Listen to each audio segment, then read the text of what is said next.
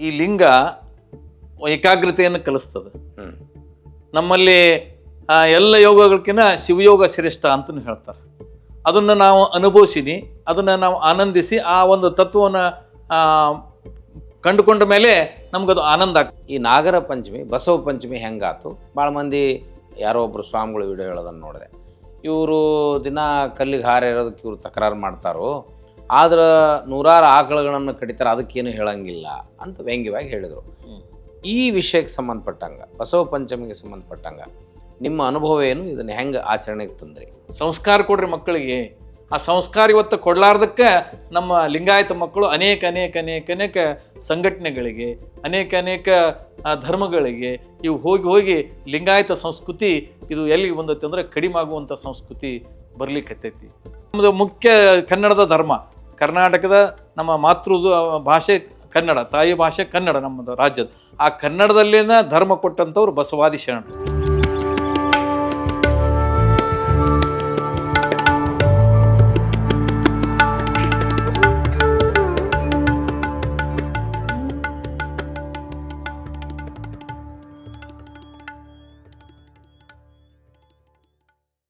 ನೀನೇ ಲಿಂಗ, ಆದ್ರೆ ನಿನ್ನ ಅಜ್ಞಾನಕ್ಕೆ, ನಿನ್ನ ಮರುವಿಗೆ ನಾನಾ ಲಿಂಗ ಆಗಿದ್ರೆ ಮತ್ತೆ ನನ್ನ ಕೈಯಾಗ ಇಷ್ಟಲಿಂಗ ಯಾಕ್ರಿ ಪ್ರಕಾಶ್ ಅವರೇ?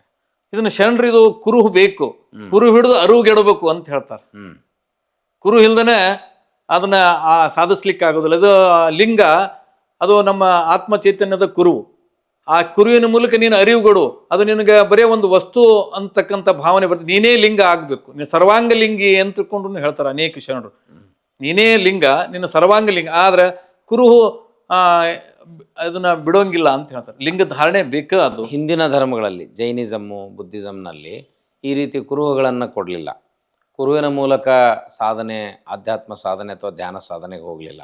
ಇಲ್ಲಿ ಲಿಂಗ ಕೊಟ್ಟಿರ್ಲಿಕ್ಕೆ ನಿಮ್ಮ ಅನುಭವದ ನೆಲೆಯಲ್ಲಿ ಏನು ಕಾರಣ ಇರ್ಬೋದು ಅಂತೀರಿ? ಈ ಲಿಂಗ ಏಕಾಗ್ರತೆಯನ್ನು ಕಲಿಸ್ತದೆ. ನಮ್ಮಲ್ಲಿ ಎಲ್ಲ ಯೋಗಗಳಕ್ಕಿಂತ ಶಿವಯೋಗ ಶ್ರೇಷ್ಠ ಅಂತಲೂ ಹೇಳ್ತಾರೆ. ಅದನ್ನು ನಾವು ಅನುಭವಿಸಿನಿ, ಅದನ್ನು ನಾವು ಆನಂದಿಸಿ ಆ ಒಂದು ತತ್ವವನ್ನು ಕಂಡುಕೊಂಡ ಮೇಲೆ ನಮಗದು ಆನಂದ ಆಗ್ತದೆ. ಯಾವ ರೀತಿ ಅಂತಂತಂದ್ರೆ, ನನ್ನಲ್ಲಿ ಏಕಾಗ್ರತೆ ಬರಲಿಕ್ಕೆ ಆ ಲಿಂಗವನ್ನು ನೋಡ್ತಾ ನಮ್ಮಲ್ಲಿ ಅನೇಕ ಪ್ರಾಣಾಯಾಮ ಯೋಗಕ್ಕೆ ಹೋಗೋ ಅವಶ್ಯಕತೆನೇ ಇರೋಂಗಿಲ್ಲ. ಎಲ್ಲ ಯೋಗಗಳ ಮೂಲ ಈ ಶಿವಯೋಗ. ಅದು ಆನಂತರ ಕುಂಡಲಿನಿ ಜಾಗೃತಿ ಅಂತ ಏನೇನೋ ಬೇರೆ ಒಂದು ತತ್ವದ ಹೇಳ್ತಾರೆ. ಅವೆಲ್ಲವೂ ಸಹಜವಾದಂಥ ಕ್ರಿಯೆ ನಡೀತವು. ಅದನ್ನು ನಾವು ಏಕದೃಷ್ಟಿಯಿಂದ ನೋಡುವಂಥ ಮೂಲಕ ನಮ್ಮ ಮನಸ್ಸನ್ನು ಅಲ್ಲಿ ಚಿತ್ತವನ್ನು ಹೊಯ್ದಾಡ್ದಂಗೆ ಇಲ್ಲಿ ಕೇಂದ್ರೀಕರಿಸಬೇಕು. ಆ ಕೇಂದ್ರೀಕರಿಸುವ ಮೂಲಕ ನೀನೇ ಅದೇನಾಗ್ತಿದೆ, ಲಿಂಗ ಸ್ವರೂಪಿನೇ ಆಗ್ತಿದೆ. ಅಂದ್ರೆ ನಿನ್ನ ಲಿಂಗ ನೋಡ್ತಾ ನಾನು ಇಲ್ಲಿ ಲಿಂಗವನ್ನು ನೋಡಾಕತ್ತೀನಿ ಅಂತಕ್ಕಂಥ ಭಾವನೂ ನಿನ್ನಲ್ಲಿ ಬರಂಗಿಲ್ಲ. ನಿನ್ನಲ್ಲಿ ಆ ಒಂದು ತದಾತ್ಮತೆ, ಏಕಾಗ್ರತೆ ನಿನ್ನಲ್ಲಿ ಒಡಮೂಡ್ತೈತಿ. ಆ ಒಡಮೂಡಿದಾಗ ಅದು ಏನು ಅಂತಂತಂದ್ರೆ ಇಲ್ಲಿ ಆನಂದದ ಒಂದು ರಸ ಸುರಿತೈತಿ ಅಂತ ತಿಳ್ಕೊಂಡು ಆ ವಚನದಾಗನು ಬರ್ತಾರೆ. ಅಂದ್ರೆ ಅದು ಮೈತುಂಬನೆ ಅಂದ್ರೆ ಒಳ್ಳೆಯ ಒಂದು ಜ್ಞಾನ, ಅರಿವು ನಮಗೆ ಮೂಡ್ತೈತಿ. ಅರಿವು ಮೂಡಿದಾಗ ಆ ಅಜ್ಞಾನ ಹೋಗ್ತೈತಿ. ಅಲ್ಲಿ ಒಳ್ಳೆಯ ಆಚಾರ ಮೂಲಕ ನಾವು ನಡಿತೀವಿ. ಅಂದ್ರೆ ಯಾವುದೇ ಕಷ್ಟ ನಷ್ಟಗಳು ಬಂದರೂ ಸಹಿತ ಎದುರಿಸುವಂಥ ಒಂದು ಧೈರ್ಯ, ನಮ್ಮ ಆತ್ಮಧೈರ್ಯ ವಚನ ಸಾಹಿತ್ಯ ಕೊಡ್ತೈತೆ, ಬಸವಾದಿ ಶರಣರು ಕೊಡ್ತಾರೆ. ಅಂತ ಆತ್ಮಧೈರ್ಯವನ್ನು ನಾವು ಇವತ್ತು ಕಂಡುಕೊಂಡ ಇವತ್ತು ನಾವು ಇದಕ್ಕೆ ಅಂತ್ಯಕ್ರಿಯೆಗೆ ಹೋದರೂ ಸಹಿತ ಅಲ್ಲೇ ಆ ಶವಗಳನ್ನು ಹಿಡಿದು ನಾವು ಹೋಳುವಂಥದ್ದು, ಅವ್ರನ್ನ ಮುಟ್ಟಿ ಭಸ್ಮ ಹಚ್ಚುವಂಥದ್ದು, ಅವೆಲ್ಲ ನಮ್ಗೆ ಭಯ ಬರಂಗಿಲ್ಲ. ಇವೆಲ್ಲ ನಿರ್ಭಯಗಳಾಗ್ತಿವಿ.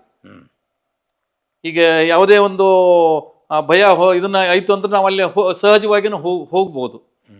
ಅಂದರೆ ಈಗ ಬೇರೆ ಒಂದು ಇವ್ರವ್ರು ಭಯ ಹೊಗ್ಸಿರ್ತಾರೆ, ಹಂಗೆ ಮಾಡಿದ್ರೆ ಅಲ್ಲಿ ಹೋಗುತ್ತೆ. ಅಮಾಸಿಗೆ ಹೋದ್ರೆ ಅಮಾಸಿ ದಿವಸನ ತೋಂಟದ ಸಿದ್ಧಲಿಂಗ ಪಾದಯಾತ್ರೆ ಮಾಡ್ತಿದ್ರು. ಬಿದ್ದಂಥ ಲಿಂಬೆ ಹಣ್ಣುಗಳನ್ನು ಅವನು ತಗೊಂಡು ಅವನ್ನ ಸ್ವಚ್ಛ ಮಾಡಿ ರಸನ ಇದನ್ನೇನು ಪಾನಕ ಮಾಡಿ ಕುಡ್ರಿಪ್ಪ, ಇವನ್ನೆಲ್ಲ ಯಾಕೆ ವೇಸ್ಟ್ ಮಾಡ್ತೀರಿ ಅಂತಕ್ಕಂಥ ಭಾವ. ಅವನ್ನೆಲ್ಲ ನಾವು ಮನಸ್ಸಿಗೆ ನೋಡಿದಾಗ ಹೌದಲ್ಲ, ಶರಣರು ಇಲ್ಲೇನು ಹೇಳ್ತಾರ, ನೀವು ವಿಚಾರಿಸಿ ನೋಡು, ನೀನು ಅದನ್ನು ಆಚರಿಸು, ನೀನು ಅದನ್ನು ಗಟ್ಟಿಗೊಳಿಸ್ಬೇಕಂತ ನೀನು ಅದು ಪ್ರಯೋಗಕ್ಕೆ ಒಳಪಡಿಸು. ಪ್ರಯೋಗಕ್ಕೆ ಒಳಪಡಿಸಿದ್ರೆ ವೈಜ್ಞಾನಿಕವಾಗಿ ನೀವು ಪ್ರಯೋಗಕ್ಕೆ ಒಳಸು, ನೀವು ಸತ್ಯ ಅಂದ ಮೇಲೆ ನೀವು ಒಪ್ಪುಗೋ, ಅದು ಅಸತ್ಯ ಇತ್ತಂದ್ರೆ ಬಿಡು ಅಂತ ಹೇಳ್ತಾರೆ. ಹಾಗಾಗಿ ನಾವು ಹೌದಲ್ಲ ಇದು ಸುಮ್ಮನೆ ಇದೊಂದು ಪ್ರಸಾದ, ಮತ್ತೊಬ್ಬರಿಗೆ ಉಪಯೋಗ ಆಗುವಂಥದ್ದು, ಅಥವಾ ಹಾಳು ಯಾಕೆ ಮಾಡ್ತಾರೆ ಇವ್ರು ಜನಾಂಗ, ಸುಮ್ಮನೆ ಇದು ಮಂದಿ ಮಾತು ಕೇಳಿ ಅದನ್ನ ಯಾಕೆ ಹಾಳು ಮಾಡ್ತಾರ ಅಂತಕ್ಕಂಥ. ಅದು ಉದಾಹರಣೆ ನಮ್ಮ ಮನೆಯೊಳಗನೆ ಸಾಕಷ್ಟು ಓಣೆ ಒಳಗ ಅದನ್ನ ಮನೆ ಮೂರು ಬಾಕಲ್ದಾಗ ದಾರಿ ಕೂಡದಲ್ಲೇ 3 ದಾರಿ ಕುಡ್ದಲ್ಲಿ ಅದನ್ನ ಲಿಂಬೆಹಣ್ಣು ಒಗೆಯೋದು ಅದನ್ನು ಮಾಡೋದು. ಅವು ಎಷ್ಟೇ ಇದ್ರು ನಮ್ಗೆ ಒಗಿಲಿ ಅಂತಿದ್ವಿ ನಾವು. ಅದನ್ನ ಮತ್ತು ಹೊಳ್ಳಿ ತಳ್ಳಿಬಿಟ್ರೆ ಮುಗಿದು ಹೋಗ್ಬಿಡ್ತೈತಿ. ಅಕಸ್ಮಾತ್ ತೆಂಗಿನಕಾಯಿನ ಒಗಿರ್ತಾರೆ, ಎಲಿ ಅಡಿಕೆನೂ ಹಚ್ಚಿರ್ತಾರೆ. ನಾವೆಲ್ಲ ಏನೂ ಅದಕ್ಕೆ ಬೆಲೆನೂ ಕೊಡಂಗಿಲ್ಲ. ಈ ನಿಷ್ಠೆ ಬರ್ಬೇಕು ನಮ್ಮಲ್ಲಿ. ಅದನ್ನ ಕಸವನ್ನು ತಿಂದರೂ ರಸವನ್ನು ಆಗುವಂತ ಮಾಡೋ ಶಕ್ತಿ ಈ ದೇಹದಲ್ಲಿ ಅದ. ಅದು ನಿಷ್ಠೆಯಲ್ಲಿ ಆ ತತ್ವದಲ್ಲಿ ಅಡಗ್ಯದ. ಆ ನಿಷ್ಠೆ ನಮ್ಮಲ್ಲಿ ಬರ್ಬೇಕು. ಮೊದ್ಲು ನನಗೇನು ಆಗುದಿಲ್ಲ ಅಂತಕ್ಕಂಥ ಭಯ ನಿರ್ಭಯಗಳನ್ನು ಮಾಡೋದು ವಚನ ಸಾಹಿತ್ಯ. ಈಗ ನಿಜಾಚರಣೆಗಳ ಸಂದರ್ಭ ಬಂದಾಗ ಈಗ ಶ್ರಾವಣ ನಾಗರ ಪಂಚಮಿ ಬಂತು.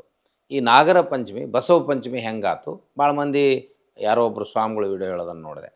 ಇವರು ದಿನ ಕಲ್ಲಿಗೆ ಹಾರ ಇರೋದಕ್ಕೆ ಇವರು ತಕರಾರು ಮಾಡ್ತಾರೋ, ಆದ್ರೆ ನೂರಾರು ಆಕಳುಗಳನ್ನು ಕಡಿತಾರೆ, ಅದಕ್ಕೇನು ಹೇಳಂಗಿಲ್ಲ ಅಂತ ವ್ಯಂಗ್ಯವಾಗಿ ಹೇಳಿದರು.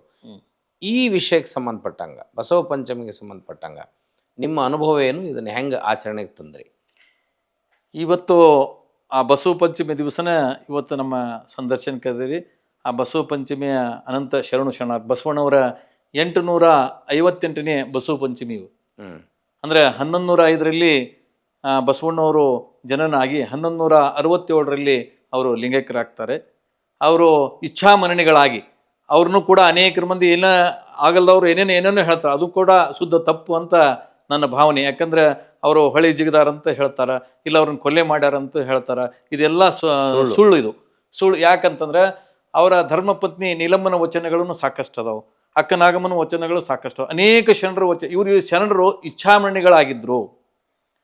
ಬಸವಣ್ಣನವರು ಆ ಇಚ್ಛಾಮರಣವನ್ನು 5ನೇ ಅವ್ರು ಏನು ಗಡಿಪಾರು ಅಂತ ಏನು ಮಾಡಿದ್ರು, ಆ ಗಡಿಪಾರು ಮಾಡಿಂದ ಕಪ್ಪಿಡಿ ಸಂಗಮನಕ್ಕೆ ಬಂದು ಅಲ್ಲಿ ಎಷ್ಟೋ ದಿವಸಗಳು ಇದ್ರು. ಅವರು ಇದ್ದು ಆಮೇಲೆ ಕಲ್ಯಾಣ ಕ್ರಾಂತಿ ಆ ನಂತರದ ಒಂದು ಶುದ್ಧಿ ಸಹಿತನ ಅವ್ರಿಗೆ ಕೇಳಿದಾಗ ಮನನೊಂದು ವಚನಗಳನ್ನು ಅನೇಕ ವಚನಗಳನ್ನು ಕೂಡ ನಾವು ಇವತ್ತು ಕಾಣಬಹುದು. ಅವರು ನಾವು ಬಂದ ಕಾರ್ಯಕ್ಕೆ ನೀವು ಬಂದಿರಯ್ಯ, ನೀವು ಬಂದ ಕಾರ್ಯಕ್ಕೆ ಪ್ರಭುದೇವರು ಬಂದರು, ಕಲ್ಯಾಣ ಪಣಿತೆ ಆಗಿತ್ತು, ಪ್ರಭುದೇವರು ತೈಲ ಆದ್ರು, ನಾನು ಬತ್ತಿ ಆದೆ, ಜ್ಯೋತಿ ಮತ್ತೆ ಕಲ್ಯಾಣ ಕ್ರಾಂತಿದ ಜ್ಯೋತಿ ನಂದಿತ್ತು, ಪಣತೆ ಒಡಗಿತ್ತು ಅಂತ ತಿಳ್ಕೊಂಡು ನೊಂತಾರ ಬಸವಣ್ಣವ್ರು. ನೊಂದು ಆ ವಚನ ಹೇಳ್ತಾರೆ. ಹಿಂಗೆ ಆ ಒಂದು ಅವ್ರೇನು ಕಟ್ಟಬೇಕಾದಂಥ ಸಮಾಜ, ಸುಂದರವಾದಂಥ ಸಮಾಜ ಅದು ಅರ್ಧಕ್ಕೆ ಆತಲ್ಲ, ವೈರಿಗಳಿಗೆ ಅದು ಈಡಾತಲ್ಲ. ಅನೇಕ ಈ ವೈದಿಕ ಪರಂಪರೆಯ ಚಾಡಿಕೋರರಿಗೆ ರಾಜ ಅವರು ಮಾರು ಹೋಗಿ ಇವ್ರನ್ನ ಗಡಿಪಾರು ಮಾಡಿದ. ನಂತರ ಅವ್ರನ್ನ ಸುರಕ್ಷಿತವಾಗಿನ ಕಪ್ಪಿಡಿ ಸಂಗಮಕ್ಕೆ ಮುಟ್ಟಿಸಿದ್ರು. ಮತ್ತು ಅಷ್ಟರೊಳಗನೆ ಮತ್ತವರು ನೀಲಾಂಬಿಕೆಯನ್ನ ತಮ್ಮ ಆಪ್ತ ಕಾರ್ಯದರ್ಶಿ ಹಡಪದ ಅಪ್ಪಣ್ಣವರ ಸಂಗತಿ ಕರೆಯಾಗಿ ಕಳಿಸಿದಾಗ ಅಷ್ಟರೊಳಗೆ ಅವರು ಬರೋ ಕಾಲಕ್ಕನ ಮತ್ತೆ ಇವರು ಇಲ್ಲಿ ಇಚ್ಛಾಮರಣವನ್ನು ಇವರು ಬಸವಣ್ಣವರು ಹೊಂದಿದ್ರು. ಇವತ್ತದು 858ನೇ ಅವರು ಸ್ಮರಣೀಯ ಒಂದು ದಿನ ಅಂತ ತಿಳ್ಕೊಂಡು ನಾವು ಬಸವ ಪಂಚಮಿಯನ್ನು ಆಚರಿಸ್ತೀವಿ. ಬಸವ ಪಂಚಮಿ ದಿನಾನೇ ಲಿಂಗೈಕ್ಯರಾಗುವಂಥ ನಂಬಿಕೆ ಇದೆಯಾ? 1167 ಅವತ್ತೇ ಶ್ರಾವಣ ಶುದ್ಧ ಬಸವ ಪಂಚಮಿ ದಿವಸನ ಲಿಂಗೈಕ್ಯರಾದ ಅಂತ ತಿಳ್ಕೊಂಡು ಸಾಹಿತ್ಯದಾಗ ನಾವು ಎಲ್ಲ ಓದಿದ್ದೀವಿ. ಅಂತ ಸಾಹಿತ್ಯದ ಪ್ರಕಾರನ ನಮ್ಮ ಪೂಜ್ಯ ಇಲ್ಕಲ ಪೂಜ್ಯ ಮಹಂತ ಸ್ವಾಮಿಗಳು, ನಮ್ಮ ಡಾಕ್ಟರ್ ತೋಂಟದ ಸಿದ್ಧಲಿಂಗ ಮಹಾಸ್ವಾಮೀಜಿಗಳು ಅನೇಕ ವರ್ಷಗಳಿಂದನ ಈ ಬಸವ ಪಂಚಮಿಯನ್ನು ಆಚರಿಸುವಂತನ ಬಂದಿದ್ದಾರೆ. ನಾವು ಗದಗಿನಲ್ಲಿ ಕೂಡ ಸುಮಾರು 20-30 ವರ್ಷಗಳ ಕಾಲನೂ ಆತೀವಿ ಅದ ಬಸವ ಪಂಚಮಿ ಆಚರಿಸ್ಲಿಕ್ಕೆ. ಆ ಬಸವ ಪಂಚಮಿ ಈ ಬಸವಣ್ಣನವರ ಒಂದು ಲಿಂಗೈಕ್ಯ ಸ್ಮರಣೆಗಾಗಿನೇ ಬಡ ರೋಗಿಗಳಿಗೆ, ಆನಂತರ ಬಡ ಮಕ್ಕಳಿಗೆ, ಅಂಗವಿಕಲರ ಮಕ್ಕಳಿಗೆ ಅಲ್ಲಿ ಆ ಸ್ಥಳಕ್ಕೆ ಹೋಗಿ ಅವರಿಗೆ ಹಾಲು ಉಣಿಸಿ ಬಿಸ್ಕಿಟ್ ಕುಡಿಸುವ ಮೂಲಕ ಬಸವ ಪಂಚಮಿಯನ್ನು ಯಶಸ್ವಿಯಾಗಿ ಮಾಡ್ತೀವಿ. ಆನಂತರ ಅನೇಕ ಕೇರಿಗಳಿಗೆ ಹೋಗಿ ಮಕ್ಕಳಿಗೆ ಆ ಹಾಲು ಉಣಿಸುವಂಥ ತೋಂಟದ ಸಿದ್ಧಲಿಂಗ ಮಹಾಸ್ವಾಮೀಜಿಯವರು, ಬಸವದಳ, ಬಸವ ಕೇಂದ್ರ, ಲಿಂಗಾಯತ್ ಪಕ್ಷಿಲ ಸಂಘ, ಈ ಅನೇಕ ಸಂಘಟನೆಗಳ ಕೂಡಿಕೊಂಡು ಅನೇಕ ವರ್ಷಗಳಿಂದ ಕೇರಿಗಳಲ್ಲಿ ಹೋಗಿ ಅವತ್ತಿನ ಕಲ್ಲನಾಗರಿಗೆ ಹಾಲು ಎರೆಯುವ ಮೂಲಕ ಅದನ್ನು ಹಾಳು ಮಾಡಬೇಡ್ರಿ, ಕುಡಿಯೋ ಮಕ್ಕಳಿಗೆ ಕೊಡ್ರಿ. ತೋಂಟದ ಸಿದ್ಧಲಿಂಗ ಶ್ರೀಗಳು ಹೇಳ್ತಿದ್ರು, ನೀವು ಮಕ್ಕಳಿಗೆ ಹಾಲು ಕುಡಿಸ್ರಿ, ಅಷ್ಟು ನಿಮ್ಗೆ ಆಗಲಿಲ್ಲ ಅಂತಂದ್ರೆ ನೀವು ಹೋಗಿ ಒಳಗೆ ಅದನ್ನು ಘಟ ಕುಡೀರಿ, ನಿಮಗೆ ಶಕ್ತಿ ಬರ್ತದೆ, ಹಾಲಿನಲ್ಲಿ ಅಷ್ಟೊಂದು ಪೌಷ್ಟಿಕಾಂಶ ಐತಿ. ಇಂಥ ಕೇರಿಗಳಿಗೆ ಹೋಗಿ, ನಂತರ ಅಂಗವಿಕಲರ ಒಂದು ಶಾಲೆಗಳಿಗೆ ಹೋಗಿ ಒಮ್ಮೆ ಮತ್ತೆ ತೋಟದ ಸಿದ್ಧಲಿಂಗ ಸ್ವಾಮಿಗಳನ್ನು ಕರ್ಕೊಂಡು ನಾವು ಸಬ್ಜೆಲಿ ಕೂಡ ಹೋಗಿದ್ದು ಉಂಟು. ಅಲ್ಲಿ ಕೂಡ ಕೈದಿಗಳ ಮನ ಪರಿವರ್ತನೆ ಆಗ್ಲಿಕ್ಕೆ ಅವ್ರಿಗೂ ಕೂಡ ಹಾಲು ಬಿಸ್ಕೆಟ್ ನೀಡಿಸಿ, ಇನ್ನು ಮೇಲೆ ನೀವು ಇಂಥದ್ದು ಮಾಡಬಾರ್ದಪ್ಪ, ನಿಮ್ಮ ಜೀವನವನ್ನು ಸುಧಾರಿಸ್ಕೋರಿ ಅಂತಕ್ಕಂಥ ನಿಟ್ಟಿನಲ್ಲಿ ಅಲ್ಲಿಯೂ ಕೂಡ ಆಗಿದ್ದು ಹೊತ್ತು. ನಂತರ ಈ ಇದು ಬುದ್ಧಿಮಾಂದ ಮಕ್ಕಳಿಗೆ, ಹ್ಮ್ ಅಲ್ಲಿ ಕೂಡ ವೃದ್ಧಾಶ್ರಮಗಳಿಗೆ ಮತ್ತು ಈ ಜಿಲ್ಲಾ ಆಸ್ಪತ್ರೆಗಳಿಗೆ ಪ್ರತಿ ವರ್ಷ ಹೋಗಿ ಆ ಬಾಣಂತಿಯರಿಗೆ, ಆ ಒಳ ರೋಗಿಗಳಿಗೆ ಹಾಲು ಬಿಸ್ಕಿಟ್ ನೀಡುವ ಮೂಲಕ ಪೂಜ್ಯರಿಗೆ ಎಷ್ಟೋ ಒಂದು ಖುಷಿ ಪಡುವಂಥದ್ದು ಅಂತಂದ್ರೆ, ಅವರು ಯಪ್ಪ ನೀನು ನೋಡಿದ್ರೆ ಸಾಕು, ನಂಗೆ ಆನಂದ ಆಯ್ತು, ಹಾಲು ಕೊಟ್ಟರೆ ನಿಮ್ಗೆ ಹಸ್ತದಿಂದ ಬಂತು, ನಮ್ಗೆ ಆರಾಮಾದಂಗೆ ಆಯ್ತು ಅಂತ ಅನೇಕ ಮಂದಿ ಹೇಳಿದ್ದನ್ನು ನಾವು ಕೇಳ್ತೀವಿ. ಆ ನಿಟ್ಟಿನಲ್ಲಿ ಬಸವಣ್ಣವರ ಬಸವ ಪಂಚಮಿ ಅವರಿಗೆ ಆರೋಗ್ಯವನ್ನು ಕೊಡಲಿ, ಆ ಮಕ್ಕಳಲ್ಲಿ ಒಳ್ಳೆಯ ಪೌಷ್ಟಿಕಾಂಶವನ್ನು ಕೊಡಲಿ ಅಂತಕ್ಕಂಥ ನಿಟ್ಟಿನಲ್ಲಿ ಅನೇಕ ವರ್ಷಗಳಿಂದ ಈ ಬಸವ ಪಂಚಮಿ ಬಸವಣ್ಣವರ ಲಿಂಗಕ್ಕೆ ಸ್ಮರಣೆಗಾಗಿ ನಾವು ಅದನ್ನು ಬಸವ ಪಂಚಮಿನ ಆಚರಿಸ್ತೀವಿ. ಒಂದು ಅವಾಗೇನೆ ಬಸವಣ್ಣವರ ಬದುಕಿನಲ್ಲೂ ಕೂಡ ವೈದಿಕತೆಯಲ್ಲಿ ಕಲ್ಲಿಗೆ ಹಾಲು ಎರೆಯುವಂಥ ಪದ್ಧತಿ ಇತ್ತು. ಅದಕ್ಕೆ ಕಲ್ಲ ನಾಗರ ಕಂಡರೆ ಹಾಲನೆರೆ ಎಂಬರು, ದಿಟದ ನಾಗರ ಕಂಡರೆ ಕೊಲ್ಲೆಂಬುವರಯ್ಯ, ಕುಂಭ ಜಂಗಮ ಬಂದರೆ ನಡೆ ಎಂಬರು, ಉಣ್ಣದ ಲಿಂಗಕ್ಕೆ ಬೋನ ಹಿಡಿಯೆಂಬರಯ್ಯ, ನಮ್ಮ ಕೂಡಲ ಸಂಗನ ಶರಣರ ಕಂಡು ಉದಾಸೀನವ ಮಾಡುವರು, ಮಿಟ್ಟಿ ತಾಗಿದ ಕಲ್ಲು ತಾಗಿದ ಮಿಟ್ಟಿ ಅಂತಪ್ಪರಯ್ಯ. ಅಂದ್ರೆ ಆಗೋ ಕೂಡ ಇವ್ರನ್ನ ಬಸವಾದಿ ಶರಣರನ್ನ ಬಿಟ್ಟಿಲ್ಲ, ಮಂದಿ ಅನೇಕರು ವಿರೋಧ ಮಾಡ್ಯಾರ, ಚೇಡಿಸ್ಯಾರ. ಆದ್ರೂ ಕೂಡ ಅವ್ರು ಸತ್ಯವನ್ನು ಹೇಳ್ತಾರಲ್ಲ, ನೋಡಪ್ಪ ಇಲ್ಲಿ ಹಿಂಗೈತಿ, ಈ ಕಲ್ಲಿನಾಗ್ರ ಹಾಲು ಹಾಕ್ತೀರಾ, ಹಂಗಾರೆ ಅದು ನಿಜವಾದಂಥ ಹಾವು ಬಂದ್ರೆ ಅದನ್ನ ಯಾಕೆ ನೀವು ಅದಕ್ಕೆ ಹಾಲು ಕುಡಿಸಂಗಿಲ್ಲ, ಅದನ್ನ ಹೊಡಿ ಬಡಿ ಕಡಿ ಅಂತ ತಿಳ್ಕೊಂಡು ಯಾಕೆ ಓಡಾಡಿಸ್ತೀರಿ? ಇದನ್ನೆಲ್ಲ ಬಸವಾದಿ ಶರಣರು ಬಸವಣ್ಣನವರು ಸಮಾಜದಲ್ಲಿ ಎತ್ಕೊಂತ ಅನೇಕ ವಿಚಾರಗಳನ್ನು ನೋಡಿದ್ರವ್ರು, ಕಂಡುಂಡ್ರ ಅನುಭವನ ತಮ್ಮ ಅನುಭವದ ಮೂಲಕನ ವಚನಗಳನ್ನಾಗಿ ಬರ್ದಾರವರು. ನೀರು ಕಂಡಲ್ಲಿ ಮುಳುಗುವರಯ್ಯ, ಮರವ ಕಂಡಲ್ಲಿ ಸುತ್ತುವರಯ್ಯ, ಬತ್ತುವ ಜಲವ ಒಣಗುವ ಮರವ ನೆಚ್ಚಿದವರು ನಿಮ್ಮ ನೆತ್ತಬಲ್ಲರು ಕೂಡಲ ಸಂಗಮ ದೇವ ಎಂದರ ಒಂದಿನ. ಮತ್ತಿದು ನೀರಿನ ಬತ್ತುದ ಮಳೆ ಆಗಲಿಲ್ಲ ಅಂತಂದ್ರೆ, ಗಿಡ ಒಂದು ಅದಕ್ಕೂ ನೀರು ಪೋಷಣೆ ಆಗಲಿಲ್ಲ ಅಂತಂದ್ರೆ ಅದು ಸಿಡಿಲು ಬಂತು ಅಥವಾ ಏನು ಬಂದು ಅದು ಒಣಗುದ. ಬತ್ತುವ ಜಲ ಒಣಗುವ ಮರ ನೆಚ್ಚಿದವರು ನಿಮ್ಮ ನೆತ್ತ ಅಂದ್ರೆ ಮೂಲ ದೇವ್ರು ಯಾರು ಅಂತಕ್ಕಂಥ ಕಲ್ಪನೆ ತಿಳ್ಕೊಳ್ಳಾರ್ದವರು ಈ ರೀತಿ ಅದನ್ನ ಮಾಡ್ತಾರ. ಅವರಿಗೆ ಅದು ಅರಿವು ಇರಂಗಿಲ್ಲ, ಅಜ್ಞಾನ ಮೂಲಕ ಯಾರೋ ಹೇಳಿರ್ತಾರ, ಅದ್ರ ಮೂಲಕ ಅವರು ಆ ಕ್ರಿಯೆಗಳನ್ನು ಮಾಡ್ತಾರ. ಆದ್ರೆ ಅರಿವು ಬಂತು ಅಂತಂತಂದ್ರೆ, ಈ ನಮ್ಮ ಒಂದು ಜೀವನದಲ್ಲಿ ಕೂಡ ನಾವು ಬಹುದಾವಸಕರಾಗಿದ್ವಿ, ಅರಿವು ಬಂತು, ಬಸವಾದಿ ಶರಣರ ವಚನ ಸಾಹಿತ್ಯ ಅಧ್ಯಯನ ಮಾಡಿದ್ವಿ, ಕೇಳಿದ್ವಿ, ಅದನ್ನ ಆನಂದಿಸಿದ್ವಿ, ಅದನ್ನ ಆಚರಣೆ ಮಾಡ್ಲಿಕ್ಕೆತ್ತೀವಿ, ನಮ್ಗೆ ಯಾವುದೇ ತೊಂದರೆ ಇಲ್ಲ, ಏನಿಲ್ಲ. ಸಹಜವಾದಂಥ ಬದುಕು ಬಸವಾದಿ ಶರಣರು ಕೊಟ್ಟಾರ. ಸಹಜವಾಗಿ ಬದುಕ್ರಿ, ಕಾಯಕ ದಾಸೋಹ ಶಿವಯೋಗ ಇವುಗಳನ್ನು ನೀವು ತಪ್ಪದ ಮಾಡಿದ್ರೆ ಇದನ್ನೇನೋ ಜೀವನದಾಗ ಬಂದಿವಿ, ಏನೂ ತಂದಿಲ್ಲ, ಮುಂದೆ ಏನೂ ಒಯ್ಯೋದನ್ನಿಲ್ಲ. ಆದ್ರೆ ಇದ್ದ ಜೀವನ ಬಹಳ ಆನಂದಮಯವಾಗಿ ಕಳೀರಿ ಅಂತ ಹೇಳ್ತಾರೆ ಶರಣರು. ಆನಂದಮಯ ಕಳೀಲಿಕ್ಕೆ ಸಹಜವಾದಂಥ ಬದುಕು ತಮ್ಮ ಆನಂದಿಸಿ ಅನುಭವಿಸಿ ವಚನ ಸಾಹಿತ್ಯವನ್ನು ಕೊಟ್ಟು ಹೋಗ್ಯಾರ. ಅವರು ಸಾಮಾಜಿಕವಾಗಿ ನೋಡಿದ್ರಲ್ಲ. ಮತ್ತು ಇನ್ನೊಂದು ಹೇಳ್ತಾರೆ, ಬೆಂಕಿ ನೀವು ದೈವ ಅಂತೀರಾ ಅಂತ, ಬೆಂಕಿನ ದೈವ ಒಂದು ನೀವು ಹವ್ಯ ನಿಕ್ಕುವರು ನೀವು ಕೇಳ್ರಿ ಅಂತ ಹೇಳ್ತಾರೆ. ಮತ್ತು ಅದ ಬೆಂಕಿನ ನಿಮಗೆ ಮನೆ ಹತ್ತಿ ಸುಡುವಾಗ ಯಾಕೆ ಬೊಬ್ಬೆ ಹಿಡಿತೀರಿ, ಮತ್ತದ ಬಚ್ಚಲ ನೀರು ಆ ನೀರು ಆರ್ಸಕ್ಕೆ ಯಾಕೆ ಬರ್ತೀರಿ? ಮತ್ತು ಎಲ್ಲಿ ದೈವ ಯಾವುದನ್ನು ತಿಳ್ಕೊಂಡ್ರಿ ನೀವು? ಏನು ಇದೇ ದೇವರು ಅಥವಾ ಅದಕ್ಕೆ ಇದನ್ನೆಲ್ಲ ಸಮಾಜಕ್ಕೆ ನೋಡಿ ವಿಡಂಬಿಸಿದ್ರು ಶರಣರು, ಬಸವಾದಿ ಶರಣರು ವಿಡಂಬಿಸಿ ಸತ್ಯವನ್ನ ಅವ್ರು ಹೇಳಿದ್ರು. ಆ ಸತ್ಯವನ್ನ ಎಲ್ಲಿ ಐತಿ ಅಂತಂದ್ರೆ ಆ ಮೂಲ ಚೈತನ್ಯ ಸ್ವರೂಪ ಒಬ್ಬನೇ ಅದಾನ. ನಿಮ್ಮ ವೇದ ಆಗಮ ಉಪನಿಷತ್ತು ಅನೇಕ ಧರ್ಮಗಳು ಒಂದೇ ದೇವ್ರು ಅಂತ ಹೇಳ್ತಾರೆ. ಆದ್ರೆ ಆಚರಣೆಯಲ್ಲಿ ಯಾಕೆ ಬಿಡಿ ಯಾಕೆ ಮಾಡ್ತೀರಿ? ಇದನ್ನ ಶರಣರು ಅದು ಹೇಳಿದಾಗ ನಮಗೂ ಹೌದಲ್ಲ, ಸತ್ಯ ಅನಿಸ್ತಿತ್ತಲ್ಲ. ಹಂಗೆ ದೇವ್ರು ಇರೋ ಒಬ್ಬನೇ ಅದನ್ನ. ಲಿಂಗ ಮಧ್ಯೆ ಜಗತ್ ಸರ್ವಮ್ಮಂತ, ಲಿಂಗದೊಳಗನೆ ಎಲ್ಲ ಅಡಗೈತಿ. ಈ ಲಿಂಗಾಯತರು ಲಿಂಗವನ್ನ ಬಿಟ್ಟು ಅನ್ಯ ದೇವನ್ನ ಎರಗಬಾರ್ದು ಅಂತೂ ಹೇಳ್ತಾರೆ. ಅದಕ್ಕೆ ಬಹಳ ಸಹಜವಾದಂಥ ಸಾಮಾಜಿಕವಾಗಿ ಬಸವಣ್ಣವರು ತುಟಿ ಗದ್ದ ಹಿಡಿದು ಹೇಳಿದ್ರೆ ಅಂಬಿಗರ ಚೌಡರು ಹಂಗೆ ಕೇಳಂಗಿಲ್ಲ. ಕಟ್ಟಿದ ಲಿಂಗವ ಬೆಟ್ಟು ಬೆಟ್ಟದ ಲಿಂಗಕ್ಕೆ ಹೋಗಿ ಹೊಟ್ಟೆ ಅಡಿಯಾಗಿ ಬೀಳುವ ಲೊಟ್ಟಿ ಮೂಳರ ಕಂಡಿಡೆ ಎಡಪಾದ ರಕ್ಷಿತ ಲಟಲಟಿ ಹೊಡಿ ಅಂದ ನಮ್ಮ ಅಂಬಿಗರ ಚೌಡಯ್ಯ ಅಂತ ಹೇಳ್ತಾರೆ. ಮತ್ತೆ ಅದನ್ನ ಯಾಕೆ ಕಟ್ಕೊಂಡ್ರಿಪ್ಪ ನೀವು ಹಂಗಾರ ಲಿಂಗಾನ? ಮತ್ತು ಅದಕ್ಕೆ ಯಾಕೆ ಹೋಗ್ತೀರಿ? ಮತ್ತು ಮೊದಲು ನೀವು ಅವರ ಉದ್ದೇಶ ಏನು? ಲಿಂಗ ಸರಿಯಾಗಿ ತಿಳ್ಕೊರಿ. ಲಿಂಗ ತತ್ವ ಅಂದ್ರೆ ಲಿಂಗ ಅಂದ್ರೆ ಏನು? ಲಿಂಗ ಯಾಕೆ ಕೊಟ್ರು ಬಸವಣ್ಣವರು? ನಿನ್ನ ಅರಿವಿನ ಕುರು ಹಾಗೆ ನೀನೇ ಲಿಂಗ ಆಗಬೇಕು, ನೀನೇ ಲಿಂಗ ಅಂತಕ್ಕಂಥದ್ದು ಆ ನಂಬಿಕೆಯನ್ನು ಇಟ್ಕೊಂಡು ನೀನು ನಡೆದಾಗ ಅದು ಯಾವುದೂ ಏನಾಗಂಗಿಲ್ಲ. ಏನು ಹೇಳೋದ್ರೊಳಗೆ ತಪ್ಪೈತೆ ಏನೋ? ಯಾಕೆ ಲಿಂಗಾಯತರು ಲಿಂಗದಿಂದ ವಿಮುಖರಾಗಿ ಕಟ್ಟಿದ ಲಿಂಗವ ಬಿಟ್ಟು ಬೆಟ್ಟದ ಲಿಂಗಕ್ಕೆ ಹೋಗ್ತಾರ್ರಿ ಪ್ರಕಾಶ್ ಅವರೇ? ಈಗ ಅದಕ್ಕೆ ಹೇಳುದ್ರಾಗ ಮತ್ತು ಅವರು ಕೇಳುವಂತ ಅನೇಕ ನಮ್ಮನ್ನು ದಾರಿ ತಪ್ಪಿಸಾಕತ್ತಾರೆ. ಈಗೂ ಕೂಡ ದಾರಿ ತಪ್ಪಿಸ್ತಾರೆ. ಅದು ಹಂಗಲ್ರಿ, ಇದು ಹಿಂಗ್ರಿ, ಹಿಂಗೆ ಮಾಡಿದ್ರು ಅಲ್ಲಿಗೆ ಹೋಗ್ಬೇಕ್ರಿ, ಇಲ್ಲಿ ಹೋಗ್ಬೇಕ್ರಿ.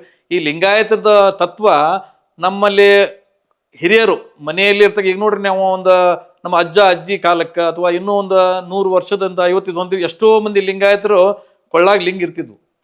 ಅವರ ಮನೆಯೊಳಗೆ ವಿವಿಧ ಆಚರಣೆಗಳು ಇರ್ತಿರ್ಲಿಲ್ಲ ಹೆಚ್ಚು. ಅನೇಕ ನೋಡಿ, ಅದು ಗಣಪತಿ ಇಡೋದಾಗ್ಲಿ, ಲಕ್ಷ್ಮಿ ಗೌರಿ ಗಣಪನ ಲಕ್ಷ್ಮೀ ಪೂಜೆ ಮಾಡೋದಾಗ್ಲಿ, ಇವೆಲ್ಲ ಲಿಂಗಾಯತರ ಮನೆಗಳು ಹಳೆಯದ ಮನೆ ಒಂದು 100 ವರ್ಷದ ಹಿಂದೆ ಇರ್ಲಿಲ್ಲ. ಇತ್ತಿತ್ತಲಾಗಿ ಈ ಈ ಟಿವಿ ಮಾಧ್ಯಮದ ಅವಳಿಗೆ ಬೇರೆ ಬೇರೆ ಬೇರೆ ಒಂದು ಕಾರ್ಯಕ್ರಮ ವೈದಿಕದ ಪ್ರಭಾವ ಆಗ್ಲಿ, ಮತ್ತೆ ಬೇರೆ ಅದನ್ನ ಕೊಟ್ರೆ ಹೆಂಗ ಲಕ್ಷ್ಮೀ ಪೂಜೆ ಮಾಡಿದ್ರೆ ನಮ್ಗೆ ಹಣ ಸಿಗ್ತೈತಿ, ಅದನ್ನ ಹೌದ್ರಿ ಹಂಗ ಸಿಗ್ತೈತಿ ಅಂದ್ರೆ ಮತ್ತೆ ದುಡಿದರೆ ಯಾಕೆ ಬೇಕು, ಕಾಯಕಂದ್ರೆ ಯಾಕೆ ಮಾಡಬೇಕು, ಅಲ್ಲೇ ಪೂಜೆ ಮಾಡ್ಕೊಂತ ಬಂದ್ರೆ ಸಿಗ್ಬೇಕಲ್ಲ. ಇದನ್ನ ಶರಣರು ಸ್ಪಷ್ಟ ಹೇಳಿದ್ರು, ನೀನು ಕಾಯಕ ಮಾಡ್ಲಾರ್ದನ ಶ್ರಮ ಮಾಡ್ಲಾರ್ದ ಯಾವುದು ಸಿಗೋದಿಲ್ಲ ಅಂತ ಹೇಳಿದ್ರು. ಈ ಸತ್ಯವನ್ನು ನಾವು ತಿಳ್ಕೊಂಡ್ವಿ. ದುಡಿದ್ರೆ ಅದ್ರ ಪ್ರತಿಫಲ ಸಿಗ್ತತಿ, ಅದಕ್ಕೆ ಹಣ ಸಿಗ್ತೈತಿ. ಹಣ ಸಿಕ್ತು ಅಂದ್ರೆ ಅದನ್ನ ನೀ ಸರಿಯಾಗಿ ಖರ್ಚು ಮಾಡ್ಬೇಕು ಅಂತಂದ್ರು. ದುರಾಚಾರಕ್ಕೆ ದುರ್ವ್ಯಸನಕ್ಕೆ ನೀ ಅದನ್ನ ಈಡು ಮಾಡಿದೆ ಅಂತಂದ್ರೆ ನೀ ಏನಾಗ್ತಿದಿ, ನಿನಗೆ ಅದು ಫಲಿಸೋದಿಲ್ಲ. ಅವಾಗ ಮತ್ತೆ ನಮ್ಮನ್ನ ಸುಮ್ಮನೆ ಅದಕ್ಕೆ ಆಡ್ತೈತಿ ಇದಕ್ಕೆ ಆಡ್ತೈತಿ ಅಂತ ನಮ್ಮನ್ನು ದಾರಿ ತಪ್ಪಿಸ್ತಾರೆ. ಆದ್ರೆ ಶರಣರು ಏನು ಹೇಳ್ತಾರ, ನೀ ಕಾಯಕದಿಂದ ಬಂದದ್ದನ್ನು ಸರಿಯಾಗಿ ಬಳಸು, ದುಶ್ಚಟ ದುರಾಚಾರಕ್ಕೆ ಹಾಳು ಮಾಡಬೇಡ, ಸದಾಚಾರಕ್ಕೆ ನೀ ಬಳಸಿದ್ದಿ ಅಂತಂದ್ರೆ ನೀನೇ ಮತ್ತೊಬ್ಬರು ಕೊಡೋಂಗೆ ಹಾಕಿವಿ ಅಂತಂದ್ರೆ ಅದು ನಮ್ಮ ಜೀವನದಲ್ಲಿನ ಅನೇಕ ನಮ್ಮ ಬಸವದಳದ ಶರಣರ ಜೀವನದಲ್ಲಿ ಇದು ನಾವು ಇವತ್ತು ಕಂಡಿದ್ದನ್ನು ಕಾಣ್ತೀವಿ. ನಾವು ಸಹಜವಾಗಿದ್ದಂಥವ್ರು ಈ ಮಟ್ಟಕ್ಕೆ ಬಂದೀವಿ ಅಂತಂತಂದ್ರೆ ಅದು ಬಸವಾದಿ ಶರಣರ ವಚನ ಸಾಹಿತ್ಯ, ಅದರಲ್ಲಿ ನಂಬಿಕೆ ಇಟ್ಟು ನಡೆಯುವ ಮೂಲಕ ನಾವು ಈ ಒಂದು ಮಟ್ಟಕ್ಕೆ ಬಂದೇವಿ. ಅದು ಇನ್ನೂ ನಮ್ಗೇನು ಉನ್ನತ ಮಟ್ಟಕ್ಕೆ ತಲುಪದಂಥ ಅನೇಕ ಶರಣರು ಅದಾರ. ಅದಕ್ಕೆ ನಮ್ಮ ನಿಷ್ಠೆ ಇರಬೇಕು. ಕಾಯಕ, ದಾಸೋಹ, ಶಿವಯೋಗ. ನೀನು ಸರಿಯಾಗಿ ದುಡಿದನ್ನು ಸರಿಯಾಗಿ ಬಳಸು, ಮತ್ತು ಅದನ್ನು ದಾಸೋಹ. ಆದರೆ ನೀನು ದಾಸೋಹ ಮಾಡಿದ ನಂತರ ಮತ್ತು ಶಿವಯೋಗ ಮಾಡಲೇಬೇಕು. ಆ ಮನಸ್ಸಿಗೆ ಶಿವಧ್ಯಾನ ಶಿವಚಿಂತನೆ ಇರಲೇಬೇಕು ಅಂತ ಹೇಳ್ತಾರೆ ಶರಣರು. ಅದಕ್ಕೇ ಲಿಂಗ ಕೊಟ್ಟರು. ಅದಕ್ಕೆ ನೀವು ಹೊತ್ತಾರಿ ಎದ್ದು ಅಗ್ಗವಣಿ ಪತ್ರೆ ಎತ್ತು ಲಿಂಗ ಪೂಜೆ ಮಾಡ್ರಿ ಅಂತ ಯಾಕೆ ಹೇಳ್ತಾರೆ ಅಂತಂದ್ರೆ ಇದನ್ನು ಮಾಡೋ ಮೂಲಕ ಮತ್ತೆ ಮುಂದೆ ನೀ ಕಾಯಕಕ್ಕೆ ಹೋಗು. ಈ ನಿಟ್ಟಿನಾಗ ನಮ್ಮ ಲಿಂಗ ಇಲ್ಲೇ ಹೇಳುವಂಥದ್ದನ್ನು ಇವತ್ತು ನಾವು ಸರಿಯಾದಂಥ ತಿಳಿಸಿಕೊಡ್ಬೇಕಾಗೈತಿ ಜನಸಾಮಾನ್ಯರಿಗೆ. ಈ ಮನೆಗಿನ ಹೋಗಿ ಯಾಕೆ ನಾವು ವಚನ ಶ್ರವಣ ಮಾಡ್ತೀವಿ ಅಂತಂದ್ರೆ ಆ ಬಸವಣ್ಣವರ ಒಂದು ಸ್ಮರಣೆ ಗೋಚಕ ಮನೆಗೆ ಹೋಗಿ ವಚನ ಸಾಹಿತ್ಯವನ್ನು ಹೇಳೋದು. ನೀವು ಈ ವಚನ ಸಾಹಿತ್ಯವನ್ನು ತಿಳ್ಕೊರಿಪ್ಪ, ನೀವು ಲಿಂಗಾಯತರದಿರಿ, ಲಿಂಗಾಯತರದ ವಿಭೂತಿ ಹಚ್ಕೊಳ್ರಿ, ಆ ರುದ್ರಾಕ್ಷಿ ಕಟ್ಕೊಳ್ರಿ, ಲಿಂಗ ಕಟ್ಕೊಳ್ರಿ, ಆ ಲಿಂಗ ತತ್ವದಂತೆ ಅಳವಡಿಸ್ಕೋರಿ. ನೀವು ಅಳವಡಿಕೊಂಡು ಆಚರಿಸಿದ್ರೆ ನೀವು ಮತ್ತೊಬ್ಬರು ಕೊಡೋಂಗೆ ಹಾಕಿರಿ. ಇದನ್ನ ನಾವು ಹೇಳೋ ಮೂಲಕ. ಆದರೆ ಅವರು ಇವತ್ತು ಏನಾಗ್ಯದ ಅಂತಂದ್ರೆ ನಮ್ಮ ಮನೆತನದಾಗ ಹಿರಿಯರನ್ನು ಕೂಡ ಆ ಲಿಂಗ ಧಾರಣೆಯನ್ನ ಆ ಶರಣರಿಗೆ ಮಕ್ಕಳಿಗೆ ಸಂಸ್ಕಾರ ಕೊಡುವಲ್ರಾಗ್ಯದ. ನಾವು ಬೇಕಾದಷ್ಟು ವಿದ್ಯೆ ಕೊಡಿಸ್ರಿ, ಬೇಡ ಅನ್ನಂಗಿಲ್ಲ, ಅವ್ರನ್ನ ವಿದ್ಯಾವಂತರನ್ನ ಮಾಡ್ರಿ, ನೌಕರದಾರ ಮಾಡ್ರಿ, ಆದ್ರೆ ಸಂಸ್ಕಾರವನ್ನು ಬಿಡಬೇಡ್ರಿ. ಸಂಸ್ಕಾರ ಕೊಡ್ರಿ ಮಕ್ಕಳಿಗೆ. ಆ ಸಂಸ್ಕಾರ ಇವತ್ತು ಕೊಡ್ಲಾರ್ದಕ್ಕೆ ನಮ್ಮ ಲಿಂಗಾಯತ ಮಕ್ಕಳು ಅನೇಕ ಸಂಘಟನೆಗಳಿಗೆ, ಅನೇಕ ಧರ್ಮಗಳಿಗೆ ಇವು ಹೋಗಿ ಲಿಂಗಾಯತ ಸಂಸ್ಕೃತಿ ಇದು ಎಲ್ಲಿಗೆ ಬಂದೈತಿ ಅಂದ್ರೆ ಕಡಿಮೆ ಆಗುವಂಥ ಸಂಸ್ಕೃತಿ ಬರ್ಲಿಕ್ಕತ್ತೈತಿ. ಉದಾಹರಣೆಗೆ ಸಿಖ್ ಧರ್ಮದಲ್ಲಿ ಸಿಖ್ಖರ ಧರ್ಮ ಮತ್ತು ಮೌಲ್ಯಗಳನ್ನು ಬಾಲ್ಯದಿಂದಲೇ ಕಲಿಸ್ಕೊಡ್ತಾರೆ. ಹಂಗೆ ನಮ್ಗೆ ಎಷ್ಟೋ ಸಲ ಅನಿಸ್ತತಿ, ಲಿಂಗ ತತ್ವದ ಬಗ್ಗೆ ಯಾಕೆ ಸರಿಯಾಗಿ ಅರಿವನ್ನು ಮೂಡಿಸುವಂಥ ಕೆಲಸವನ್ನು ಯಾರು ಮಾಡ್ತಾ ಇಲ್ಲ, ಯಾಕೆ ಮಾಡ್ತಾ ಇಲ್ಲ? ಇದು ಮಠಮಾನ್ಯರದವರು ಮಾಡಬೇಕು. ಅವರ ಭಕ್ತರ ಮನೆಗೆ ಹೋದಾಗ ಸ್ವಾಮಿಗಳು ಆದವರು ಅವ್ರಿಗೆ ವಿಭೂತಿ ಹಚ್ಚಿಕೊಂಡೇ ಇಲ್ಲೋ, ರುದ್ರಾಕ್ಷಿ ಕಟ್ಟಿರಲಿಲ್ಲ, ಲಿಂಗ ಐತಲ್ಲಿ ನಿಮ್ಮ ಮನ್ಯಾಗ, ಲಿಂಗ ಧಾರಣೆಯನ್ನು ಮಾಡೋ ಮೂಲಕ ಅವ್ರ ಮನೆದೊಳಗೆಲ್ಲಾನು ಇದನ್ನು ನಾವು ಇಲ್ಕಲ್ಲಪುರಲ್ಲಿ ಕಾಣ್ತಿದ್ವಿ. ನಮ್ಮ ತೋಟದ ಸಿದ್ಧಲಿಂಗ ಸ್ವಾಮಿಗಳು ಅವರು ಕೇಳ್ತಿದ್ರು, ನೀವು ಲಿಂಗ ಕಟ್ಕೋಬೇಕಪ್ಪ, ನೀವು ಲಿಂಗಾಯತರಂತೀರಿ, ಹಂಗೆ ಬರ್ತಿರಲ್ಲ, ಬರೀ ಅಡ್ರೆಸ್ಸಿಗೆ ಆಗಿ ಬರೀ ಲಿಂಗಾಯತ ನೀನು ಆ ಲಿಂಗಾಯತ ತತ್ವದ ಬಗ್ಗೆ ನೀವು ಅಳವಡಬೇಕು ಅಂತಕ್ಕಂಥ ಅನೇಕ ಈ ಸ್ವಾಮಿಗಳು ಹಿಂಗೆ ಕೇಳ್ಕೊಂತ ಹೋಗ್ಬೇಕು. ಮತ್ತು ಮನೆಯಾಗೂ ಕೂಡ ಹಿರಿಯರು ಈ ಆಚರಣೆಗಳನ್ನು ತರಬೇಕು. ನಾವು ಆ ಮನೆಯಲ್ಲಿ ಬೇರೆದವ್ರ ಅನ್ಯ ಧರ್ಮ ನೋಡಿ ಅವ್ರದನ್ನು ಗೌರವಿಸೋಣ.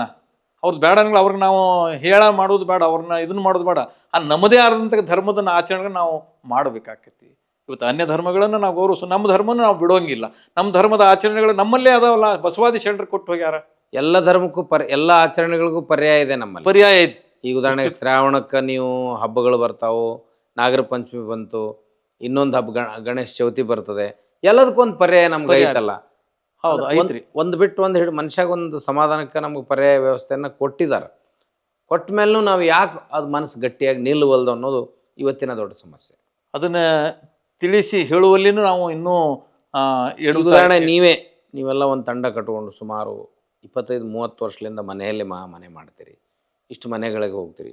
ಎಷ್ಟು ಮನೆಗಳು ಎಷ್ಟು ಮನಗಳು ಪರಿವರ್ತನೆ ಆಗುವುದು ಅಂತ ನಾವು ಲೆಕ್ಕ ಇಟ್ಟರೆ ಅದರಲ್ಲಿ ನಮಗೆ ಅಭಿವೃದ್ಧಿ ಕಾಣ್ತಾ ಇಲ್ಲ. ಅಭಿವೃದ್ಧಿ ಆಗೈತೆ ಸರ್. ಆದ್ರೆ ಅವರು ನಾವು ಏನು ಮಾಡ್ತೀವಿ, ಇಲ್ಲಿ ಸಂಖ್ಯೆ ಎಣಿಸ್ತೀವಿ ನಾವು, ಅವ್ರು ಬರೋಲ್ರ ನಮ್ಗೆ ಸಂಖ್ಯೆ ಹೆಚ್ಚಿ ಆಗಲ್ದು. ಆದರೆ ಬರದೇ ಇರ್ತಕ್ಕಂಥವ್ರು ಅಲ್ಲಿ ತಮ್ಮ ಮನೆಯಲ್ಲೇ ಆಚರಣೆಯನ್ನು ಮಾಡ್ತಾರೆ. ಅವರು ಕೂಡ ಹೋದಾಗ ಇಲ್ರಿ ನೀವೆಲ್ಲ ಅವಾಗ ಹೇಳಿ ಹೋಗಿದ್ರಿ, ಇವತ್ತು ನಾವು ನಮ್ಮ ಹುಡ್ರು ಹಿಂಗಾಗೋರು, ಅವ್ರು ಎಲ್ಲೇ ನೌಕರಿಗೆ ಹೋದ್ರು ಲಿಂಗ ಪೂಜೆ ಮಾಡ್ಕೊತಾರೆ, ವಿಭೂತಿ ಹಚ್ಕೊಂತಾರ, ಇವನ್ನೆಲ್ಲ ಹೇಳಿದಾಗ ನಮ್ಗೆ ಆನಂದ ಆಕೈತೆ. ಆದ್ರೆ ಅವ್ರು ಇಲ್ಲೇ ಬರಬೇಕಂತೇನಿಲ್ಲ. ಈಗ ನಾವು ಹೋದಾಗ ಅವ್ರು ಹೇಳಿದಾಗ ಅವರು ಅವನ್ನ ಆಚರಣೆ ಮಾಡ್ತಾರಲ್ರಿ. ಎಷ್ಟೋ ಮಂದಿ ಮಾಡ್ತಾರೆ. ನಮ್ಮ ಉದ್ದೇಶ ಮತ್ತು ಬಸವಣ್ಣವ್ರದ್ದು ಉದ್ದೇಶನೂ ಅದೇ ಇತ್ತಲ್ಲ. ಅವ್ರನ್ನೆಲ್ಲರನ್ನೂ ಅಪ್ಪಗೊಂಡಾಗ ಅವರು ಮನೆತನದವ್ರು ಉಷ್ಟ್ರು ಎಲ್ಲಿ ಬಂದರು, ಅವರು ಒಮ್ಮೊಮ್ಮೆ ಅವ್ರು ಅದರಲ್ಲಿ ಗಂಡ ಹೆಂಡತಿ ಬಂದಿರ್ಬೋದು, ಅಥವಾ ಮಕ್ಕಳು ಬಂದಿರ್ಲಿಕ್ಕಿಲ್ಲ. ಅವ್ರ ಜನಾಂಗ ಕೂಡ ಎಷ್ಟೋ ಮಂದಿ ಬಂದಿರ್ಬೋದು, ಉಳ್ಕಿದವ್ರು ಬಂದಿರ್ಲಿಕ್ಕಿಲ್ಲ. ಹಂಗೆ ನಾವು ಕೂಡ ಆಶಾಭಾವದಿಂದ ಅವ್ರಿಗೆ ಹೇಳ್ತೀವಿ. ಆದರೆ ಇಲ್ಲಿ ನಮ್ಮ ಸಂಘಟನೆಗೆ, ನಮ್ಮ ಇದಕ್ಕೆ ಅಷ್ಟು ಮಂದಿ ಸಂಖ್ಯೆ ಬರಲಿಕ್ಕಿಲ್ಲ. ಆದರೆ ಆ ಒಂದು ಹೇಳಿದಂಥ ಒಂದು ವಾತಾವರಣ ಏನೈತಲ್ಲ, ಅದು ಅಲ್ಲೆಲ್ಲೇ ಅದನ್ನು ಫಲ ಕೊಡ್ತಾನೇ ಇದೆ. ಅದಕ್ಕೆ ಇನ್ನೂ ಕೂಡ ಸಂಘಟನೆಯವರು ಆಗಲಿ ಮತ್ತು ಮಠಮಾನ್ಯಗಳವರಾಗಲಿ ಆ ಜನಸಾಮಾನ್ಯರ ಒಂದು ಮನೆಗೆ ಹೋದಾಗ ಅವ್ರ ಬಗ್ಗೆ, ಧರ್ಮದ ಬಗ್ಗೆ ತತ್ವ ತಿಳಿಸಿ ಹೇಳಬೇಕು. ಬೇರೆದನ್ನು ವಿರೋಧಿಸಬೇಡ್ರಪ್ಪ, ನಮ್ಮ ಧರ್ಮ ಬಿಡೋಂಗಿಲ್ಲ. ಹೇಗೆ ಈಗ ನೀವು ಹೇಳಿದ್ರಿ, ಸಿಖ್ರದ ಒಂದು ಹೇಳಿದ್ರಿ, ಅವ್ರು ಸಣ್ಣ ಹುಡುಗರದನ್ನು ಕೂಡ ಅವರು ತಮ್ಮ ಕಟ್ತಾರ. ಮುಸ್ಲಿಮ್ಸು ಅವ್ರ ಮಕ್ಕಳನ್ನ ಸಹಿತ ನಮಾಜಿಗೆ ಕರ್ಕೊಂಡು ಹೋಗ್ತಾರ. ಕ್ರಿಶ್ಚಿಯನ್ಸ್ ಅವರು ಕೂಡ ಚರ್ಚಿಗೆ ಕರ್ಕೊಂಡು ಹೋಗ್ತಾರ. ಮತ್ತು ಇತರೆ ಧರ್ಮದವರು ಕೂಡ ಅಲ್ಲೇ ಗುಡಿಗುಂಡಾರಿಗೂ ಕರ್ಕೊಂಡು ಹೋಗ್ತಾರೆ. ಆದರೆ ನಮ್ಮಲ್ಲಿ ಆ ಒಂದು ಲಿಂಗಾಯತರಾದವರು ಇದು ಎಲ್ಲಿ ಹೋಗುವಂಥದ್ದಲ್ಲ, ನೀನೇ ದೇವರಾಗುವಂಥದ್ದು, ನೀನೇ ಲಿಂಗ ಆಗುವಂಥದ್ದು. ಸರಳ ಐತಿ, ಸಹಜ ಐತಿ. ಬಸವಾದಿ ಶರಣರು ಹೇಳಿದ್ದೂ ಅದನ್ನ ಸಹಜ ಸರಳ, ಮುಳುಗಿದ್ದ ಅವಶ್ಯಕತೆನೇ ಇಲ್ಲ ನಮಗೆ. ಆದ್ರೆ ಇದನ್ನ ನಾವು ಗಟ್ಟಿ ತಿಳ್ಕೊಂಡ್ರೆ ಭಯವನ್ನು ಹೋಗಿಸ್ಬೇಕಂತಂದ್ರೆ ನಾವು ಅರಿವನ್ನು ಪಡ್ಕೋಬೇಕು. ಅರಿವನ್ನು ಪಡ್ಕೋಬೇಕಂತಂದ್ರೆ ಮೊದಲ ಆ ಶರಣರ ಸಂಘ ಮಾಡಬೇಕು ಅಂತ ಹೇಳ್ತಾರೆ ಶರಣರು. ಶರಣರ ಸಂಘದಲ್ಲಿ ಆ ಚಿಂತನೆಗೆ ಒಳಪಡಬೇಕು. ನಮ್ಮ ಪ್ರಶ್ನೆಗಳನ್ನ ಹೇಳಬೇಕು. ನಮ್ಮ ಭಯ ಹೋಗ್ಬೇಕಂತಂದ್ರೆ ನಮ್ಮಲ್ಲಿರ್ತಕ್ಕ ಪ್ರಶ್ನೆಗಳನ್ನ ಹೊರಗೆ ಹಾಕಿದಾಗ ಭಯ ಹೋಗ್ತೈತಿ. ನಾವು ಹಂಗ ಒಳಗನೆ ಇಟ್ಕೊಂಡು ಕುಂತು ಅಂತಂದ್ರೆ ನೀವು ಬೇಕಾದಷ್ಟು ಹೇಳಿದ್ರು ಅವ್ರಿಗೆ ಏನು. ಈಗ ಹಬ್ಬ ಹರಿದಿನಗಳ ವಿಷಯದಲ್ಲಿ ಬಂತು. ಈಗ ಕಲ್ಯಾಣ ಮಹೋತ್ಸವದಂಥ ಶಾಸ್ತ್ರಗಳಿಗೆ ನೀವು ಹೋಗ್ತೀರಿ, ನಿಜಾಚರಣೆಗಳನ್ನಲ್ಲಿ ಪಾಲಿಸ್ತೀರಿ. ಯಾವ್ಯಾವ ವಿಧಿವಿಧಾನಗಳನ್ನ ವೈದಿಕತೆಯಿಂದ ದೂರ ಮಾಡ್ಲಿಕ್ಕೆ ಅಲ್ಲಿ ಹೇಳುವಂಥ ಪ್ರಯತ್ನವನ್ನು ನೀವು ಮಾಡ್ತೀರಿ? ಅದ್ರ ವಿಧಿವಿಧಾನ ಹೆಂಗಿದೆ?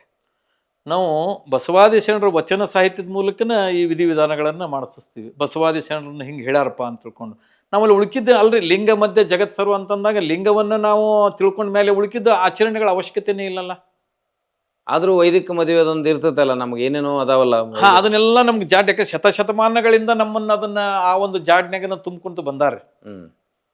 ಹೇಗೆ ಹಳಕಟ್ಟಿಯವರ ವಚನ ಸಾಹಿತ್ಯದಿಂದ ಈಗ 100 ವರ್ಷ 1993ರಲ್ಲಿ ವಚನ ಶಾಸ್ತ್ರ ಬಿಡುಗಡೆ ಆಗೋ ಮೂಲಕ ಜನಸಾಮಾನ್ಯರ ಕೈಯಾಗ ಕೊಟ್ಟಿದ್ದ ವಚನ ಸಂಶೋಧನೆಯ ಪಿತಾಮಹ ಡಾಕ್ಟರ್ ಪಗು ಹಳಕಟ್ಟಿಯವರಿಂದ ಅದು ಒಂದು 100 ವರ್ಷಕ್ಕೆ ಎಷ್ಟು ಬದಲಾವಣೆ ಆಗೈತೆ ನೋಡ್ರಿ, ಬಹಳ ಬದಲಾವಣೆ ಆಗೈತೆ.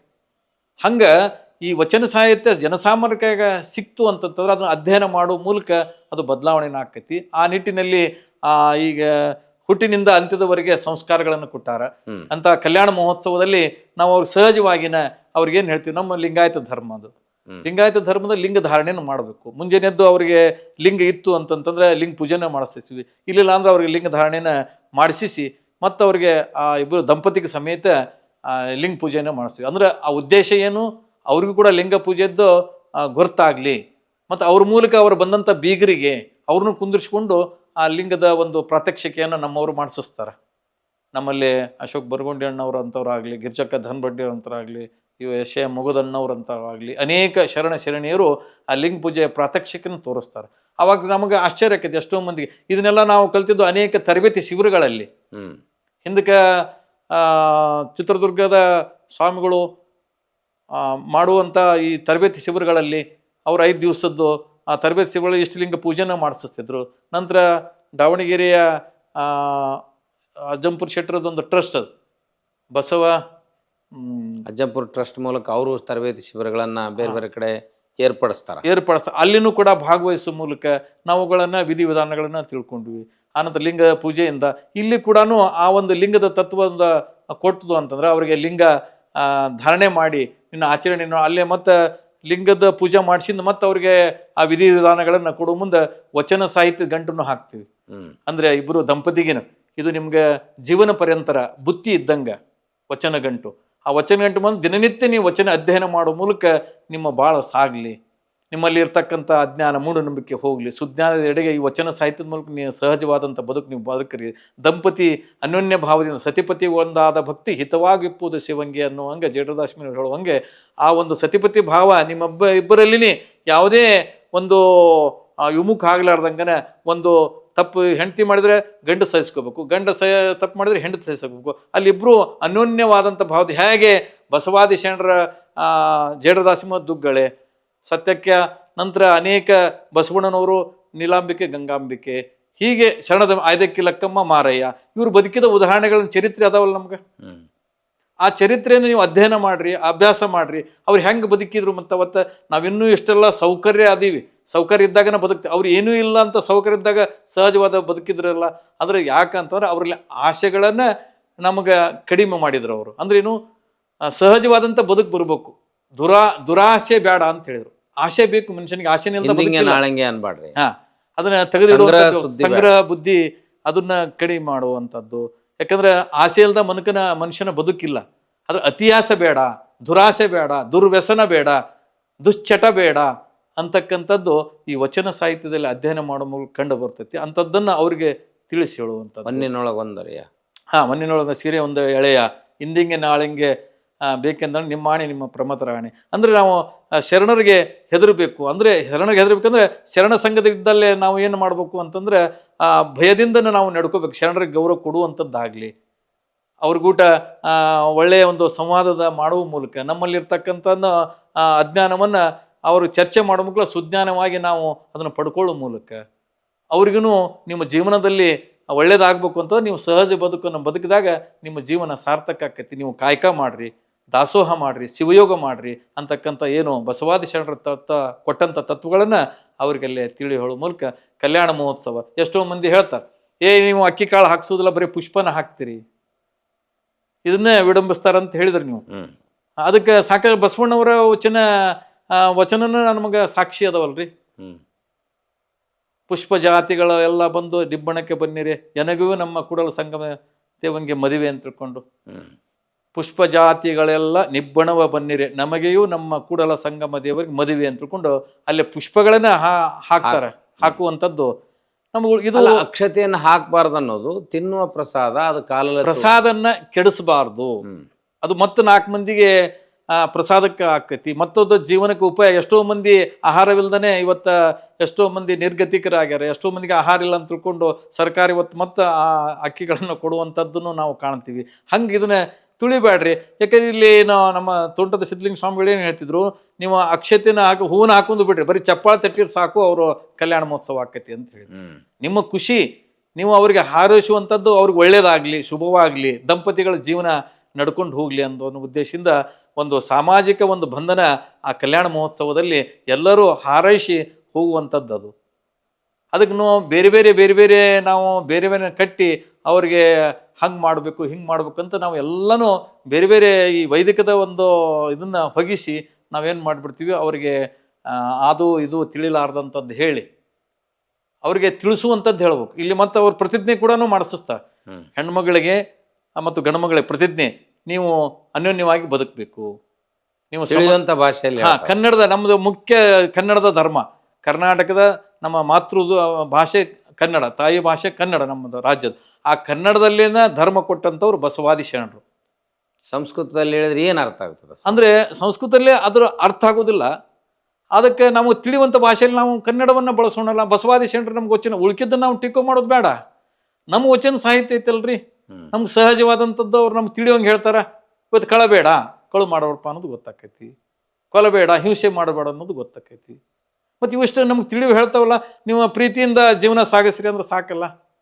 ಏನೇ ಎಡ್ರು ತೋಡ್ರು ಬಂದ್ರೂ ನೀವು ಭಯ ಪಡಲಾರ್ದಂಗೆ ನೀವು ಜೀವನವನ್ನು ಸಾಗಿಸ್ರಿ. ಯಾವುದೇ ಒಂದು ಮನಸ್ತಾಪ ಆತಂತಾರೆ ಮತ್ತು ಕ್ಷಣ ಮಾರ್ಗದಾಗ ಅದನ್ನು ಮರೆತು ಮತ್ತು ನೀವು ಸಹಜವಾದಂಥ ಬದುಕ್ರಿ ಅಂತಕ್ಕಂಥದ್ದು ಬಸವಾದಿ ಶರಣರು ಹೇಳ್ತಾರಲ್ಲ. ತಾಳ್ಮೆ, ಇಬ್ಬರಿಗೂ ಸಮಾನವಾದಂಥ ಬದುಕು. ಅದಕ್ಕಿಲ್ಲಿ ಏನು ಮಾಡ್ತಾರೆ, ಇವ್ರಿಗೆ ಕಲ್ಯಾಣ ಮಹೋತ್ಸವದಲ್ಲಿ ಒಬ್ಬರ ತಾಳಿ ಕಟ್ಟಿದ್ರೆ ಮತ್ತು ಇವ್ರು ರುದ್ರಾಕ್ಷಿ ಧಾರಣ ಇವ್ರಿಗೂ ಗಂಡನಿಗೂ ಕಟ್ಟಿಸುವಂಥ, ಅಂದರೆ ಸಮಾನತೆ ದೃಷ್ಟಿಯಿಂದ. ಹೀಗೆ ಆ ಕಲ್ಯಾಣ ಮಹೋತ್ಸವ ಆಗಲಿ, ನಂತರ ಅನೇಕ ಹುಟ್ಟಿನಿಂದ ಅಂತ್ಯದವರೆಗೆ ಈ ಸಂಸ್ಕಾರಗಳನ್ನಾಗಲಿ ಇವನ್ನೆಲ್ಲನೂ ಎಲ್ಲ ರಾಜ್ಯಾದ್ಯಂತ ಅನೇಕ ಬಸವಪರ ಸಂಘಟನೆಗಳು ಮಾಡ್ತಾ ಇದ್ದಾವೆ. ಅದರಲ್ಲಿ ಕೂಡ ನಮ್ಮ ಗದಗಿನ ಬಸವದಳ ಕೂಡ ಒಂದು. ಈಗ ಅದು ವೈದಿಕರನ್ನು ಕರೆಸಿಕೊಂಡು ನಾವು ಕ್ರಿಯೆಗಳನ್ನು ಮಾಡುವಂಥ ರೂಢಿ ಇಟ್ಕೊಂಡಿದ್ದೀವಿ. ಇರೋ ವೈದಿಕ ಶಾಸ್ತ್ರವನ್ನು ಮಾಡುವಂಥ ವಟುಗಳಿಗೆ ವಚನವನ್ನು ಮತ್ತು ವಚನಶಾಸ್ತ್ರವನ್ನು ಕಲಿಸಿದ್ರೆ ಅದು ಸರಳ ಆಗ್ತದಲ್ಲ.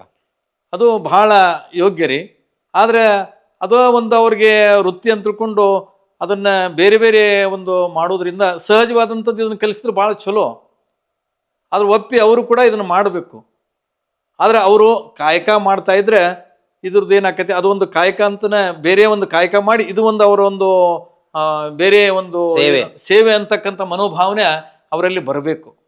ಆದ್ರೆ ಇದೇ ಕಾಯಕ ಅಂತಂದ್ರೆ ಅಲ್ಲಿ ಬರೀ ಹಣದ ವಸೂಲಿಗೆ ಒಂದು ಏನಾಗ್ತೈತಿ ದಾರಿ ಮಾಡಿಕೊಡ್ತದೆ. ನೀವು ಇಷ್ಟು ವರ್ಷ ಈ ಧರ್ಮನ ಅಧ್ಯಯನ ಮಾಡ್ಕೊಂತ ಬಂದಿರಿ, ಇಷ್ಟೆಲ್ಲ ನಮಗೆ ಹಳಕಟ್ಟಿಯವರ ವಚನಗಳು, ಡಾಕ್ಟರ್ MM ಕಲಬುರ್ಗಿ ಅವರ ಸಂಶೋಧನೆ, ಹರ್ಡೇಕರ್ ಎಲ್ಲ ಸಂಶೋಧನೆ ಆದಮೇಲೆ ಕೂಡ ಈ ವೀರಶೈವ ಗೊಂದಲ ಇದೆಯಲ್ಲ, ಇದು ಯಾಕೆ? ಇದರ ಉದ್ದೇಶ ಏನು? ಈಗ ವೀರಶೈವ ಅಂತ ಬಂದಲ್ಲಿ ಅವರು ಎಷ್ಟೋ ಸಾವಿರಾರು ವರ್ಷಗಳಿಂದ ಐತಿ ಅಂತ ಹೇಳ್ತಾರೆ. ಶತಮಾನಗಳು ಯುಗಗಳ ಅಂತರ ಐತಿ ಅಂತ ಹೇಳ್ತಾರೆ. ಅದರಲ್ಲೇನೆ ಈಗ ನಂಬಲಿಕ್ಕೆ ಬರಲಾರ್ದಂಥ ಒಂದು ವಿಚಾರನೂ ಕೂಡ, ಯಾಕಂದ್ರೆ ಯಾರು ಒಂದು ಹುಟ್ಟದೇ ಇರ್ತಕ್ಕಂಥ ವ್ಯಕ್ತಿನೇ ಧರ್ಮ ಏನು ಸಂಸ್ಥಾಪಕರು ಅಂತ 5 ಮಂದಿ ಅಂತ ಹೇಳ್ತಾರೆ. ಅದು 5 ಮಂದಿಯಿಂದ ಹೆಂಗೆ ಸಾಧ್ಯ ಆಗ್ತೈತಿ? ಧರ್ಮ ಕೊಡೋದು ಒಬ್ರು, ಧರ್ಮಗುರು ಒಬ್ರು. ಅವರು ತನ್ನ ಮಾತೃಭಾಷೆಯಲ್ಲೇನೆ ಧರ್ಮವನ್ನು ಕೊಡ್ತಾನೆ. ಉದಾಹರಣೆಗೆ ಬುದ್ಧನ ತಗೊಳ್ರಿ, ಮಹಾವೀರ ಅವರು ತಗೋರಿ, ಯೇಸು ಕ್ರಿಸ್ತನ ತಗೋರಿ. ತಾವು ಆಡುವಂಥ ಜೀವಿಸುವಂಥ ಪ್ರದೇಶದಲ್ಲಿರ್ತಕ್ಕಂಥ ಭಾಷೆಯ ಮೂಲಕ ಅವರು ಧರ್ಮವನ್ನು ಕೊಟ್ಟಾರೆ. ಹಾಗೆ ನಮ್ಮ ಬಸವಣ್ಣನವರು ಕನ್ನಡದ ಧರ್ಮ, ಕರ್ನಾಟಕದಲ್ಲಿ ಹುಟ್ಟಿ ಕನ್ನಡದಲ್ಲಿನ ಈ ಧರ್ಮವನ್ನು ಕೊಟ್ಟರು.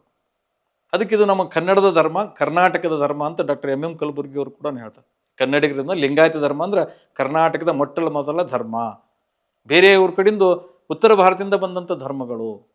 ನಮ್ಮದ ಧರ್ಮನ ನಾವು ನಮ್ಮ ಕರ್ನಾಟಕದ ಅಪ್ಪಿ ಅದನ್ನು ನಾವು ಆಚರಣೆ ಮಾಡೋನಲ್ಲ, ಇದ್ರಾಗ ಏನು ಕಡಿಮೆ ಐತಿ? ಈಗ ಯಾಕೆ ಅದನ್ನು ಪ್ರತಿಪಾದನೆ ಮಾಡ್ತಾರೆ? ಅಥವಾ ಧರ್ಮಗುರು ಅಂತ ಬಸವಣ್ಣನನ್ನು ಒಪ್ಪಿಕೊಳ್ಳದೆ ಇರುವ ಕಾರಣಗಳಾದರೂ ಏನಿರ್ಬೋದು? ಮನಸ್ಥಿತಿ ಏನಿರ್ಬೋದು? ಅವ್ರದ್ದು ಏನೋ ಅವರೊಂದು ಅಂತಸ್ತು ಕಡಿಮೆ ಆಗ್ತೈತಿ ಅನ್ನತಕ್ಕಂಥ ನನ್ನನ್ನು ವಿಚಾರ ನೋಡಿದರೆ, ಅವ್ರು ತಮ್ಮಷ್ಟಕ್ಕೆ ತಾವ್ರು ಇರಲಿ, ಈ ಲಿಂಗಾಯತ ಅನ್ನುವಂಥದ್ದನ್ನು ಬಿಟ್ಟರೆ ಸಾಕು ನಮಗೆ. ವೀರಶೈವರು ನೀವು ಎಷ್ಟೋ ಯುಗ ಇರಲಿ, ಏನೇ ಇರಲಿ, ನೀವು ಭಾಳ ವರ್ಷದಿಂದ ಬಂದಿರ, ನೀವು ಅನ್ಕಡೆ ಮಾಡ್ತೀರಾ ಇಡ್ರಿ. ಮತ್ತೆ ಅವ್ರ ಲಿಂಗನು ನಮ್ಮನ್ನ ಕೈ ಬಿಟ್ಟು ಬಿಡ್ರಲ್ಲ. ಆಯ್ತ್ರಿ, ಅವ್ರು ಇಷ್ಟಲಿಂಗನು ಹಿಡ್ಕೊಂಡಾರಲ್ಲ. ಇಷ್ಟಲಿಂಗ ಅದು ಬಸವಣ್ಣ ಕೊಟ್ಟಿದ್ದಂತ ಇಷ್ಟಲಿಂಗ.